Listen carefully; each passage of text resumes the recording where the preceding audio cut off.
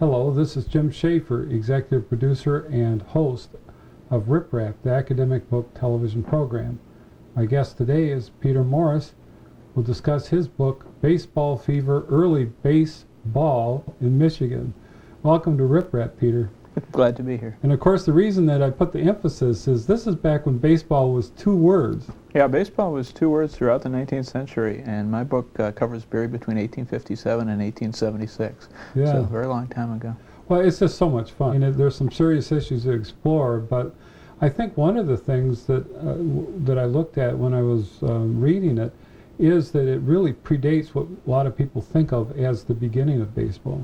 Yeah, a lot of people are really only in tune to 20th century baseball, and there's a tendency now to talk about modern baseball. It starts in the year 1900, and that's really, there's nothing particular happened in 1900 other than the century changed. And so I think it's a real shame that 19th century baseball gets forgotten, because the people who built 19th century baseball are really the people who built baseball for us, and everybody who came in the 20th century was really just piggybacking on their shoulders. Well, and this is back in the time, as you say in the book, that games were played for ham and eggs and keeping score with notches on the sticks.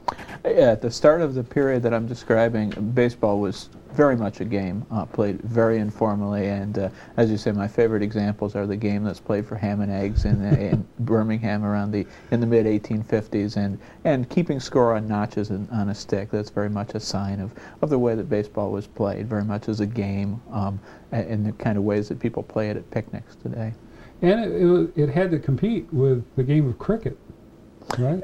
Cricket was a big competitor, and cricket had already developed into the way that baseball pretty quickly developed, and certainly cricket gave a bit of an example to baseball as to how to develop. But on the other hand, cricket was something that Americans were a bit resistant to, just because the players spent so much of the time standing around, and it was a game that didn't really jibe, especially with a young populace and an active populace, and so baseball was kind of a good compromise between cricket and between less formal games. When asking people about that, a lot of people are surprised that cricket was that prominent back then. In terms of popular culture, they just didn't realize that. Yeah. And the other thing is that early games were played on cricket fields. Early games were played anywhere they could find, but with a lot of the teams that I talk about in my book, they ended up renting the facilities from the local cricket club, because the members of the cricket clubs tended to be a little older and have a little more money, and so they would make the investment in actually getting some land, and then the baseball teams, which tended to be younger and less affluent, would go to the cricket players and say, geez, you're only using it 3 days a week. How about letting us use it the other 3 days a week that were allotted for recreation? Because, of course, Sunday was really a day of rest. Well, in your research, you show that there is this relationship between newspapers and the members of the baseball teams. Yeah, newspapers really come of age at the same time as baseball does, and there's a fascinating interrelationship between the two, because of course the players are often delighted to have coverage, but the often corresponds exactly with when they won, and when they lost, they were often less than delighted about having coverage, and would go to quite a bit of effort sometimes to make sure that the score didn't appear in the newspapers, and this made it rather hard for the newspaper reporters, because on one hand they were supposed to report all the victories, but somehow gloss over the defeats. I thought there was an ad for someone who was on a baseball team and wanted to work at the newspaper too. Oh yeah, there were several people who would earn their living at a newspaper. One of the first professional players worked for one of the newspapers, and one of the newspapers that filled up a lot of its columns with information about baseball. So while I couldn't exactly prove that he was a professional, it certainly seemed that he got off work a lot easier. And there were other players. Pressing business, so to speak. Yeah, he had pressing business, and since the newspaper was putting a lot of using a lot of their columns on baseball, it'd probably be pretty hard for his superior to say, no, you can't have that day off. Well, you talk about the evolution of the newspaper and the Civil Wars. I mean, there was quite a impact there with political moments. Yeah, the Civil War really expanded the newspaper. A lot of the Michigan papers doubled or more than doubled during the Civil War, and before the war, other than a couple of Detroit papers, most of them were little more than just advertising sheets with a few classified ads and not a whole lot else. And during the Civil War, all of a sudden, these tiny little newspapers burgeoned into enormous pieces with all kinds of news. And as soon as the war ended, there was a real gap to fill, and baseball ended up moving into that gap. The great boom, the great boom in baseball is between 1865 and 1867, right on the heels of the Civil War, and it was really helped by the fact that the newspapers needed something to cover. Something positive, and it was fun. And something that, and I think also something that allowed the newspapers to focus on what is unique about our city, what's happening in our city, because really not a lot happened in a lot of Michigan cities in the 1860s, especially after the war was over. Things were pretty much the same from day to day and month to month, and a baseball team gave a community a sense of community, a sense of belonging, a sense of being part of a bigger thing, and really was something that newspapers could really could use to tie the community together more effectively. Well, and you really emphasized the local history of Michigan baseball, and that group that you were involved or are involved with, SABR. Yeah, the Society for American Baseball Research is a national organization of baseball researchers, and we exchange information very freely, and there are probably 40 or 50 different people who really directly contributed to some area of my knowledge. If almost any area of knowledge, you can make a few inquiries, and somebody will say, "Oh, this researcher has done something on this," and usually they're happy to share their information with you. So it's a real wonderful resource for people who are interested in the history of baseball. Well, it's a lot of fun because you've got all these teams from all around the state, even the Upper Peninsula. I mean, there's everything from the early teams in Detroit to Kalamazoo to Ann Arbor, Ypsilanti. Grand Rapids was a fairly large power in there.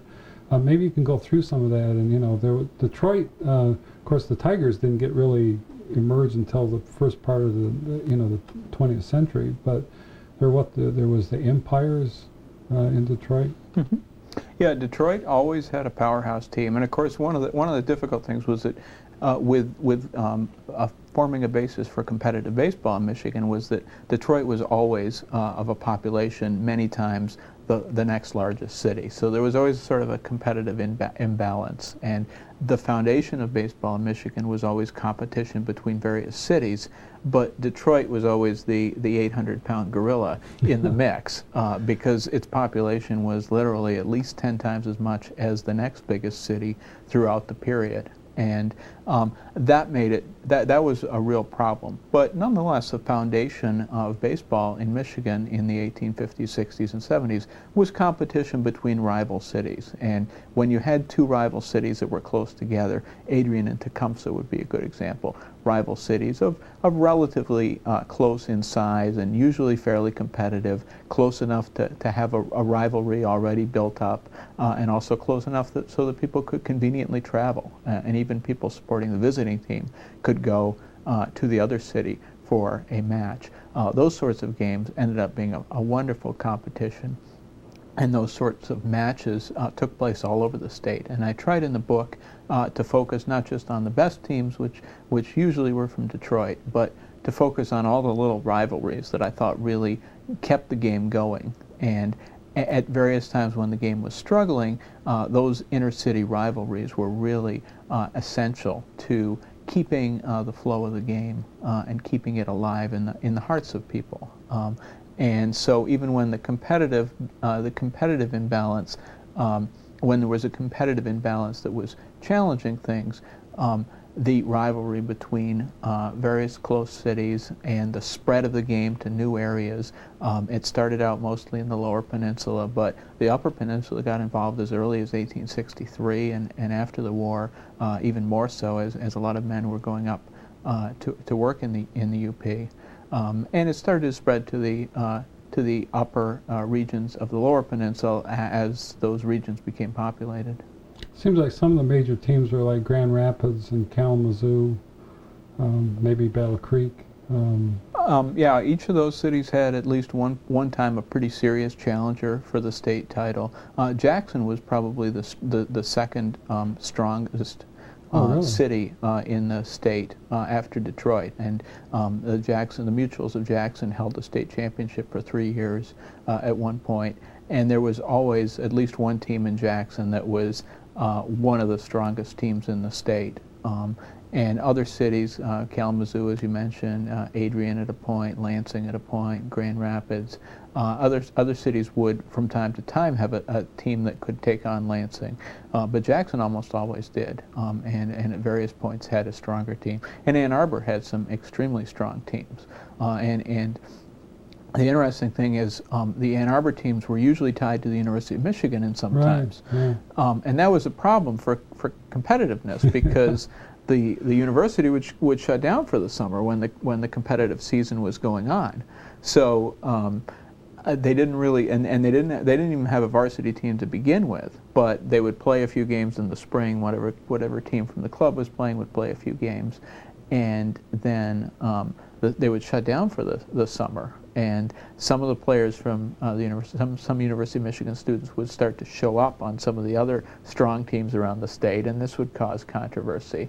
And then in the fall, the University of Michigan would be back together, and they would often play as a team. And there was one team from Ann Arbor that held the state championship for 2 years, around 1870 and 1871.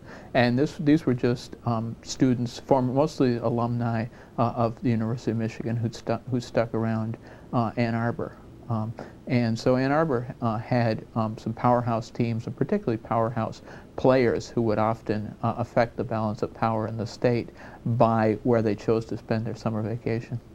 Well, and I thought it was interesting that once the U of M entered into the base, they stayed in it. I mean, they were a consistent power throughout from that point on. Well, and you know, when you figure very few cities in the state had a population of 5,000, and that 5,000 would constitute a lot of women, children, men of nowhere near baseball playing age, and the University of Michigan had a student population of 1,000, almost all of whom were young men between about 18 and 25. They really had a bigger base to draw on than any city in Michigan except for Detroit. So it's really not that surprising that they were such a powerhouse. And some of the students from University of Michigan, then even more so than now, came from all over the country. And so many of them had grown up in New York, Philadelphia, Washington, and other eastern areas where baseball had been played competitively for several years before it had been played in Michigan. So they often had experience beyond what some of the Michigan players, Michigan-raised players had.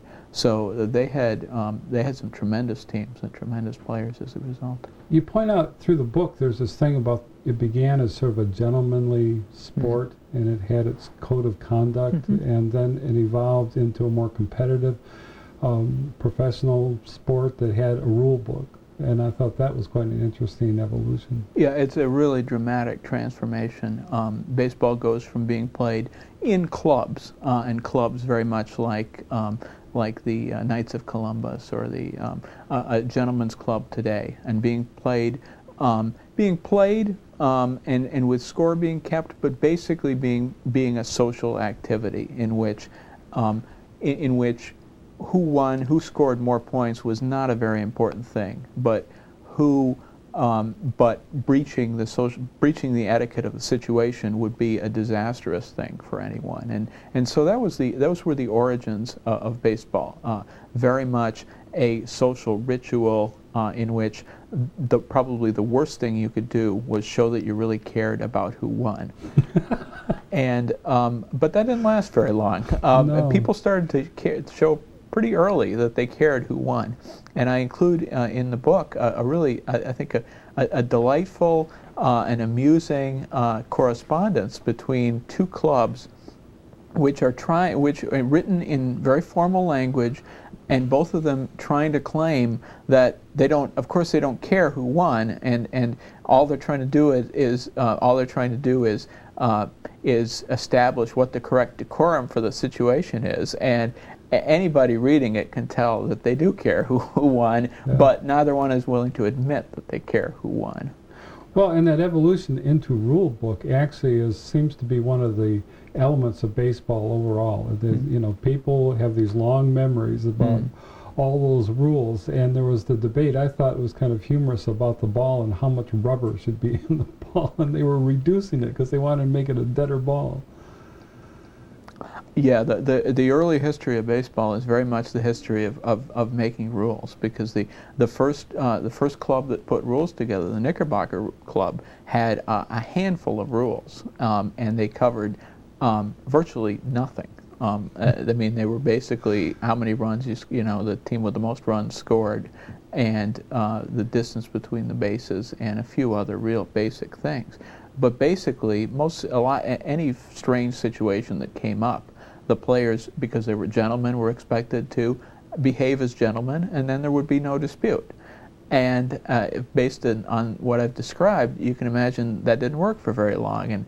And the umpire started off as a formal figure who often wore a top hat and was there not really to enforce the rules, because everybody knew the rules. There were only a handful of them, and they were very simple. The umpire was there to enforce decorum and to make sure that nobody breached conduct. And in fact, the first match game ever played by the Knickerbocker rules, the Knickerbockers were the club that really first formulated the rules, the umpire put a notation at the bottom of the box score saying, Mr. Dupignac, one of the players, was fined 6 cents for using the word, and then they put the vulgar word that he used right on the box score. And in the box score? Oh yeah, they wrote it right on. They wrote 2 of the 4 letters, and then they left a little blank, and it wouldn't be too hard for anyone to figure out what the word was. And that was what the umpire was originally supposed to do. And the umpire there were no balls. A strike was if you swung and missed the ball, so there wasn't any dispute about that. Base runners were supposed to acknowledge that they'd been tagged and leave the bases. And a fielder, if it wasn't clear if a fielder caught the ball, he was a gentleman. He was supposed to acknowledge, he was supposed to say, I caught the ball, or say, I didn't catch the ball, and that would settle things. And so things were very easy as long as everybody accepted the gentlemanly way of playing the game. They didn't have any bench clearing fights in midfield and beat up the pitcher, and they didn't have the pitcher that throw the ball at the batter and try to hit him. That started pretty soon too. Really? That started pretty early too. By about 1863 or 1864, there were pitchers who were starting to breach the rules in various ways, and as the pitchers, as the base runners, as all the players started to think more about winning and less about saying, well, I want my fellow gentlemen here to think that I'm a gentleman. As soon as they started to think that way, then the umpire all of a sudden has to start making rulings. And in another version of baseball that was popular at the time, they tried having 2 referees and an umpire, and 1 referee would be from each club, and the umpire would decide if they couldn't decide. So they take votes. Well, it was supposed to be, and it was supposed to be a good system. But what would happen was the referee for one team would rule with his team, the referee for the other team would rule with his team, and then the umpire would end up making the decision. So they sort of said, well, it would probably be easier if we just get rid of the referees and let the umpire make the final decision. Well, you had that hilarious thing. It wasn't so funny at the time with the umpire in the game between Grand Rapids and Kalamazoo, where the umpire wrote, was it Hiram Hatch? Wrote a letter for the Kalamazoo Daily Telegraph about what happened. Yeah, and I included this entire letter. It's a 1-page letter. He umpired a series between Kalamazoo and Jackson for the state championship. And it was a best-of-3 series, and it was hotly contested. This was at the end of the book in 1875. So the game has really changed from the early gentlemanly way to being very heatedly contested. And this poor gentleman agreed to be the umpire, and he quickly found out why it had become such a difficult thing to be an umpire, because he was It was tight, two very evenly matched teams, and lots of close plays, and nobody liked any decision he made, basically, and he ended up, after being blasted in the newspapers, and particularly whichever town lost a particular game, he would be blasted in the other town's newspapers. He ended up writing this very plaintive letter, showing giving his side of it. And I thought he even admitted that he made some mistakes, yeah. you know, but which umpires don't do anymore. No, he was very candid, and at one point he said, "Well, I got so tired," basically, and he said almost in so many words, "I got so tired of this one team yelling at me that I decided to give the next call to the other team," which of course might not never have been, happens in modern baseball. Yeah, he certainly wouldn't have. One of the evolution, and this was when I like to talk with people about books before I do the interview, were the muffin games, and we ought to explain that because nobody, is aware of what those are, and I thought that's a hilarious thing because in this evolution from the gentlemanly thing to the really much younger players, very competitive, very sharp, very aggressive, then they started having the muffin games. Maybe you can explain something about that. Yeah, I'd be glad to. I think the Muffin Games was one of my favorite chapters to write by the time I wrote it. But when I first started writing it, I would be looking around 1867. I'd be looking for accounts of the games between the top teams in the state, thinking that was the real story. And instead, I'd find these lengthy muffin games, which were games with ridiculously high scores and enormous numbers of errors, and admittedly played by the worst players in the club, and I couldn't understand why the newspapers kept covering them. But as I started to research it more and to think about it more, I started to realize that this was a really important part of the history of baseball, because as baseball had evolved from being a club game played by gentlemen to being played more competitively, the clubs that had fostered baseball started to try to get only the best players. And baseball started to become a very exclusive game.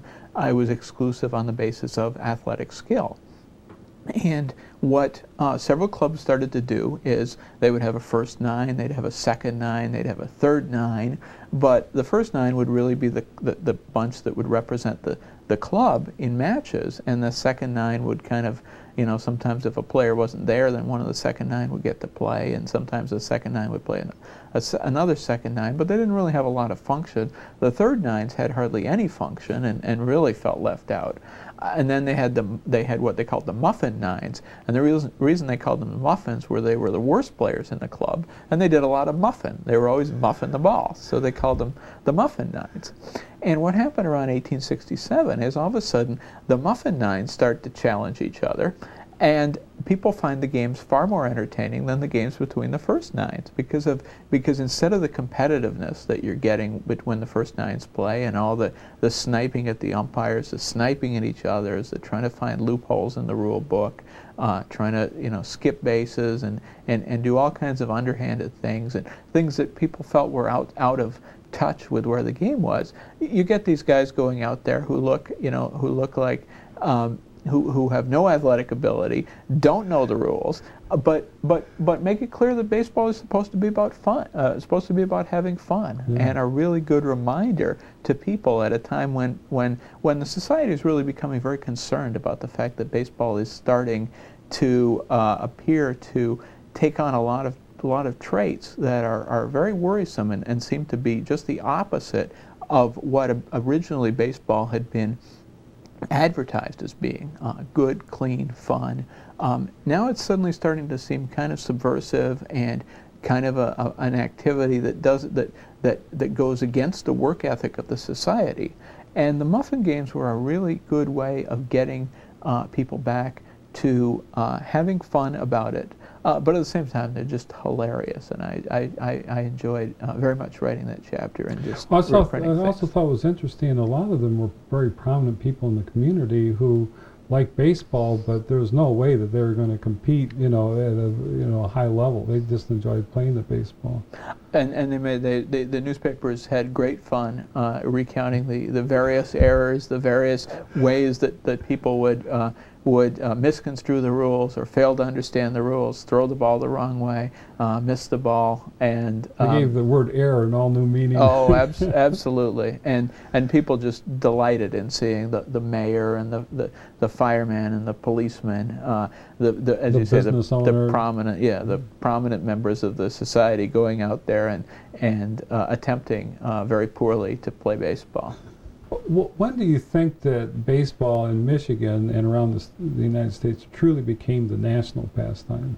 Well, I think that in the course of the period that I'm, at some point in the course of the period that my book studies, somewhere between 1857, where baseball is really nowhere in the list of societies, the list of important things in the society, somewhere between 1857 and 1875, it has become that. And it's certainly a gradual thing. I don't know that you can put your finger on one particular moment or one particular instance, but the dramatic change, and I think that anyone who reads my book, what I hope that anyone who reads my book will get is a sense that where baseball was in 1857 was just a child game, and it's almost miraculous that by 1875, something that was played so ephemerally, so much regarded as a child's game, had evolved into a professional sport and had evolved into the national game. And I think Michigan had a really important role in making it the national game, because although the game evolved in New York City and a lot of the best players were in the East, and particularly in the New York and Philadelphia areas, when the game spread to Michigan and was embraced by a whole new group of people, and the new people realized that this game meant something to them too. Then baseball was assured of not just being a fad, not just being something that caught on in a few big cities but didn't make it into the Midwest, wouldn't, so to speak, play in Peoria. Baseball was then assured of having a real long-term relationship with Michigan. Well, I thought that was one of the really interesting contributions your book makes, is looking at sport as it evolves, just like you said, from something that was pretty shapeless, it was just sort of an impulse, well, let's try this out, and try to evolve from cricket and make something uniquely American about it. And then it did. And it had fits and starts. I mean, there was different organizations. I noticed that sometimes they'd be local, sometimes regional. They even attempted national, and they'd have these horrendous conventions and conferences and meetings about how we're going to do this. There was an amazing amount of bureaucracy in baseball, and one of the things that I figured out as I was going along was there would be constantly notices in the newspaper saying such and such a baseball club had their annual meeting on such and such a day, and they elected this such and so as president, so and so as vice president, so and so as secretary. And many of the people that I've talked with weren't aware of about the early history and all the fun that went on. I mean, we tend to think of baseball now as, you know, very organized. There's these elaborate things that go on, and we get into the World Series, and we forget about how it started off rather innocently, just trying to take the place of cricket. You know, just to have some fun. So thank you for being on Rip Rap. Well, thank you so much for having me.